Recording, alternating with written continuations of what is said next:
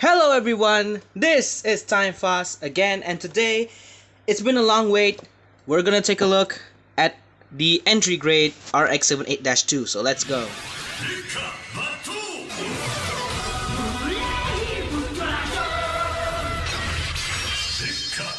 Now before the review can start, I want to thank the shop Toy Garden for providing this figure. Now I was not sponsored by them, I just bought this from them. They had sell it at a good price. Now Toy Garden, if you're watching this, thank you for selling this at a really good price. And of course, having those quick shipping time. I didn't wait long for this, so yeah, thank you for that. And you can go check out Toy Garden on Shopee. The link is in the description if you're interested. Now let's talk about the box. You may ask yourself what happened to the box here. Now, this happened during the shipping, and no, this was not Toy Garden's fault. This was actually JNT's fault. Now, if you don't know who JNT is, this is basically the equivalent of American UPS. Yeah, they kind of fucked up the shipping. I will show you some images on what happened. Basically, this box was wrecked by JNT. Although, the good thing is that the figure inside was not damaged. So now we can take a look at the figure itself. So yeah, I had this model kit for at least a week now, and during the building process it was really easy. Some parts are extremely tight, but not too tight that you might break them. And keep in mind, the things here in the waist section, I've heard some cases if you are not careful they will break, so yeah, keep that in mind. Now as you can see, I have not done any work to this kit. This was purely straight built with no extra effort. So yeah, as you can see, I didn't do any panel lines. Num marks are not a problem with this thing, so yeah, you can just build it straight out of the box. And as you can see here, yeah, this thing is pretty much the RX-78-2, pretty blocky, pretty simple, the works. And I just don't want to forget that there seems to be something here to attach. Now I don't know what it is, but Bandai, if you plan on something, we'll just have to see about that. Also, this figure does not require any stickers. All the colors that you see on here are all straight build. Now, of course, some panel lining would make this thing look poppier, much more cooler, and you can do that by yourself, but out of the box, it's okay. And yes, when I say no stickers, even that V there on the crotch is purely a separate colored piece. To an extent, these eyes here that you see are also not stickers. These are purely parts, and with that black section under the eyes, those are shadows. So yeah, pretty nice job there, Bandai. So with the aesthetics out of the way, let's take a look at this thing's articulation starting from the head down. So here we go. So the head here is on a simple double ball joint, if not mistaken. So the head has all the movements you can get. It can look up pretty far, like way up far, that's pretty good. Down that far, rotation all the way around as one would expect. The shoulders are connected to a C clip, which some people have mentioned in the review, in the video of me talking about the entry grade. So yeah, this allows the arm to move up slightly, not slightly, I mean extremely. Look at that. Plus with the hinge in the arm, it allows the arm to move up. So yeah, you can get a pretty high motion with the arms. The arms themselves can rotate on this ball joint, which is pretty tight, so be careful. There is a bicep cut, which allows you for bicep swivel.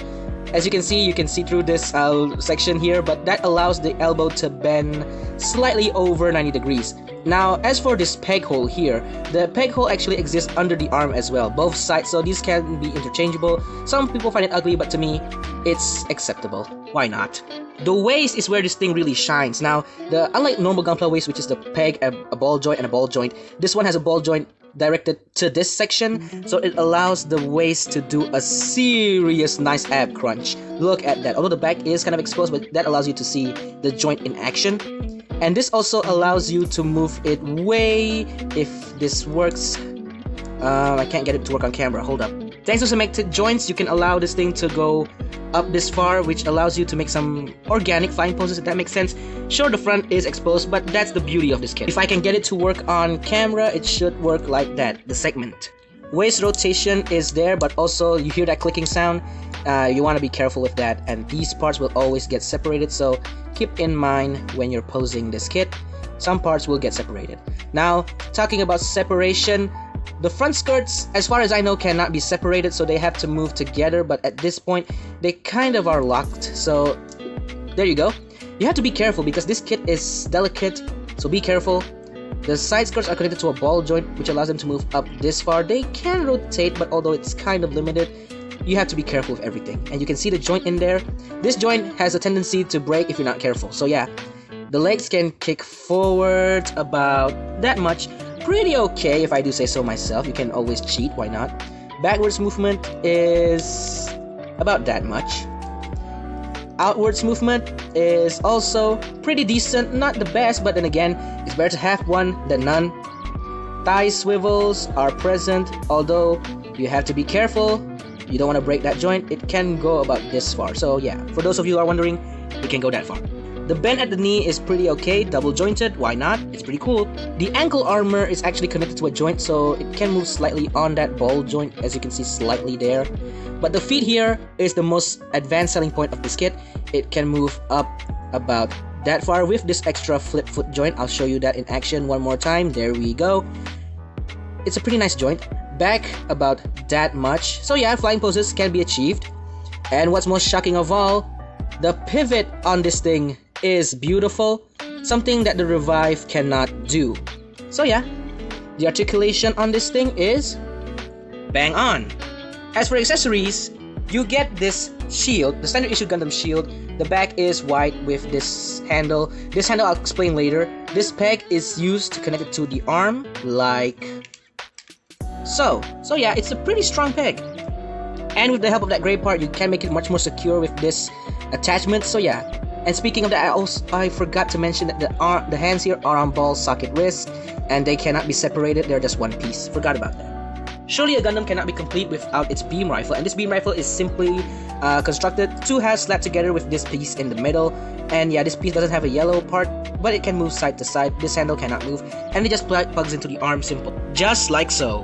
Now, this thing does have some beam sabers at the back. Unfortunately, you do not get any clear beam effect parts, but that doesn't mean you can't use other beam effect parts to use with this. And yeah, you can use it, just like so. And yes, you can attach this to an action base and plug the shield on the back.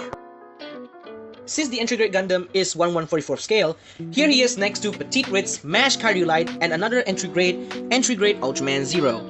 Here he is side by side with Sofubi, Ultraman Taiga Tristrium, and of course Lego Spider-Man.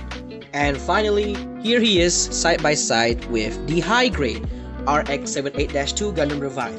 And if someone were to ask me which one is better, well, when you look at the entry grade right next to the high grade, you can see that the high grade is a little bit more sleek in design and has a much more better curve overall, as you can see.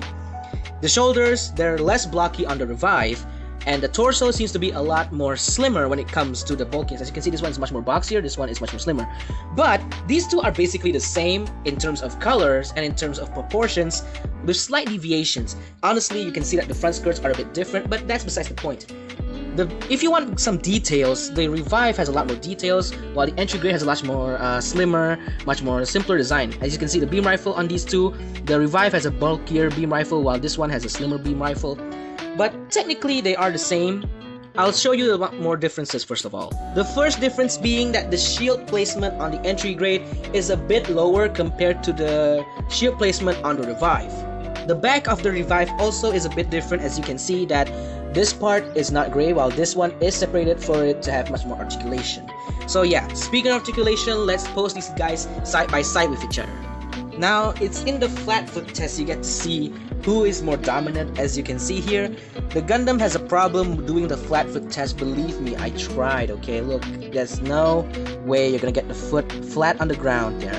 While this one has no trouble with the flat foot test, and its feet are much more bigger compared to the Revive.